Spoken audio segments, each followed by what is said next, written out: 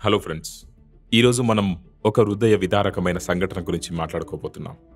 జమ్మూ కాశ్మీర్లోని పహల్గామ్లో జరిగిన ఉగ్రదాడి. ఈ సంఘటన మన దేశాన్ని షాక్లో ముంచెత్తింది.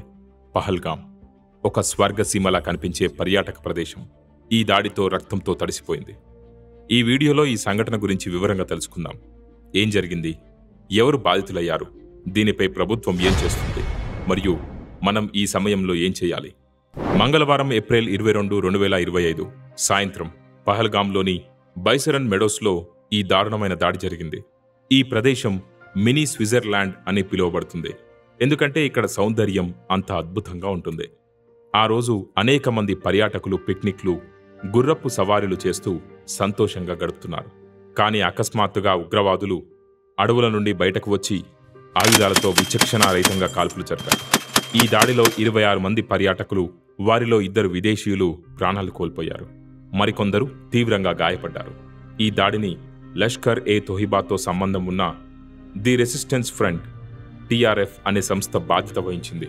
ఈ దాడిలో బాధితులలో తెలుగు రాష్ట్ర వాసులు కూడా ఉన్నారు. ఇది మనకు మరింత బాధాకరం. విశాఖపట్నం నుండి వచ్చిన ఒక రిటైర్డ్ ఎస్బీఐ ఉద్యోగి చంద్రమౌళి ఈ దాడిలో ప్రాణాలు కోల్పోయారు.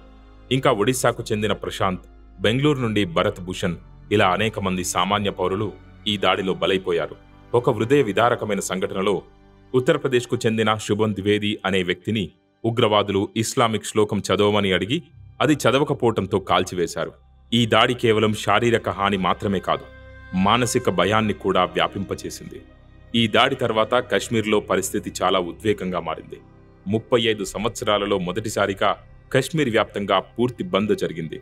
పహల్గామ్లో షాపులు, హోటళ్లు మూతపడ్డాయి. పర్యాటకులు భయంతో వెనుదిరిగారు. జమ్మూ కాశ్మీర్ ముఖ్యమంత్రి ఒమర్ అబ్దుల్లా ఈ పరిస్థితిని హృదయ విదారకం అని పేర్కొన్నారు.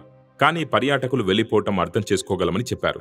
కేంద్ర హోంమంత్రి అమిత్ షా శ్రీనగర్లో బాధిత కుటుంబాలను కలిసి దోషులను కఠినంగా శిక్షిస్తామని హామీ ఇచ్చారు.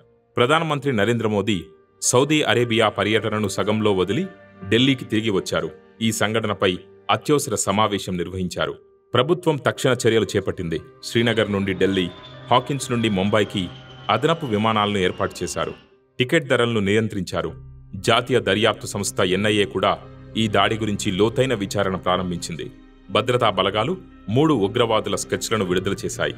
వారి కోడ్ పేర్లు మూసా, యూనస్ మరియు ఆసిఫ్ అని తెలిపాయి. అంతర్జాతీయంగా కూడా ఈ దాడిని ఖండించారు. అమెరికా అధ్యక్షుడు డొనాల్డ్ ట్రంప్, ఐక్యరాజ్యసమితి సెక్రటరీ జనరల్ మరియు చైనా విదేశాంగ మంత్రిత్వ శాఖ ఈ దాడిని ఖండించాయి. ఈ సంఘటన మనందరినీ కలిసివేసింది, కానీ ఇది మనల్ని విభజించకూడదు. ఈ సమయంలో మనం ఐక్యంగా ఉండాలి. ఉగ్రవాదం ఒక నీచమైన చర్య. ఇది ఏ మతానికి, సంస్కృతికి చెందినది కాదు. మన దేశం గతంలో ఇలాంటి సవాళ్లను ఎదుర్కొంది, మరియు మనం ఈ సవాళ్లను కూడా ధైర్యంగా ఎదుర్కొంటాం.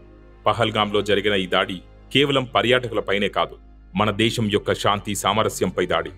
మనం ఈ దాడిని ఖండిస్తూ బాధిత కుటుంబాలకు మద్దతు ఇవ్వాలి. చివరిగా ఈ వీడియో చూస్తున్న ప్రతి ఒక్కరికి నా విజ్ఞప్తి: శాంతి, ప్రేమను ప్రోత్సహించండి. మన దేశం బలమైనది. మన ఐక్యతే మన శక్తి. ఈ కష్ట సమయంలో బాధితుల కుటుంబాలకు మనమందరం సంఘీభావం తెలపాలి. ఈ వీడియో మీకు ఉపయోగకరంగా ఉంటే దయచేసి షేర్ చేయండి మరియు ఈ సందేశాన్ని మరింత మందికి చేరవేయండి. జై హింద్.